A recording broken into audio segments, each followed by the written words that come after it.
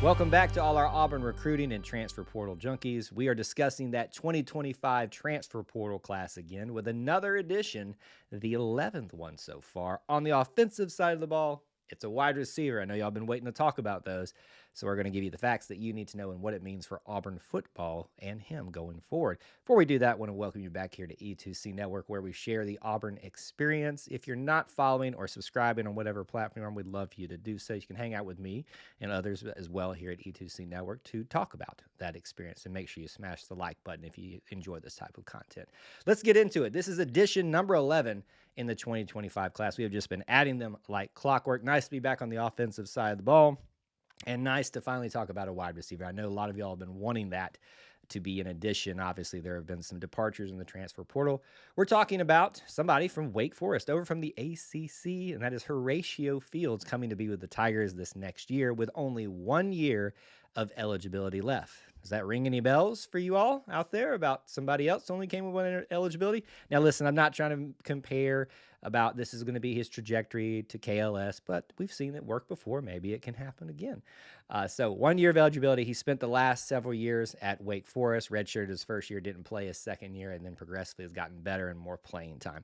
What I really love about this guy is his measurables. He's listed currently about 6'3", somewhere between 200 and 205 pounds. So that's a big wide receiver. He pairs quite nicely with some of our other large wide receivers like Cam Coleman, Perry Thompson. So he gives another big body to that room that can help contribute, take some attention away from people like Cam Coleman, who's going to be continuing to getting more and more attention as time goes on here. So I really, really like this addition and what he's going to add to the room, no matter what the playing time, no matter what the starting time is going to be. He's originally from Georgia too.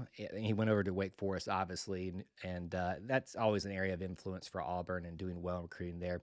Can't ever have too many reaches into that pipeline of Georgia, so that's a great thing there. Let's look at some stats from Wake Forest and talk a little bit about what he was able to accomplish in his last year at Wake Forest. If you look on ESPN, you'll see that in 2023, he had 5 receptions for 54 yards. So not a lot, but his next year, that last year, this past year, 39 receptions for 463 yards, 11.9 per catch, and 4 touchdowns. So we're not talking about the most amazing numbers in the world, but these are certainly a progression that you can see there that's maybe going to build to a peak here in his final year of eligibility here at Auburn.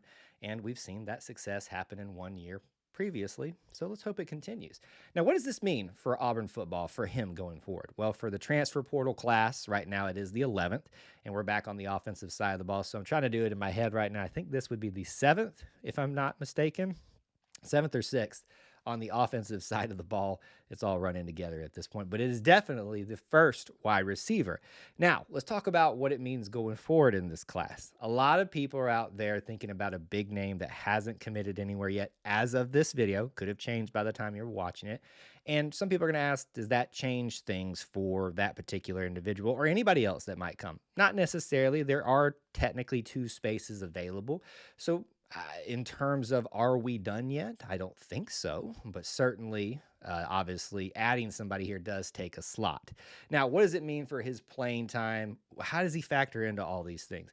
Certainly, you've lost some talent and some big contributions, whether it was KLS, whether it was Robert Lewis, or several others there's gone into the transfer portal. There is space and opportunities available, but certainly people like Cam Coleman, maybe some other guys in the free swir are going to be getting more and more playing time. We've seen Malcolm Simmons do that over time. So it does look like a room, especially if you add some other names from the transfer portal. It's going to get pretty full and pretty competitive for playing time. But I got to think that his experience and his ability is going to help him insert himself into some level into this year. I'm going to look for him to have a better year than he had last year at Auburn, because I think he's going to find himself contributing more here on the Plains in his final year than he did at Wake Forest. So that's some quick facts for you, what it means potentially for him for Auburn football. We'd love to know your thoughts down in the comment section below about this particular individual, this wide receiver, and what else you think might happen in the transfer portal. Thanks for hanging out with us here at E2C Network, where we share the Auburn experience. Till we talk to you again, War Eagle.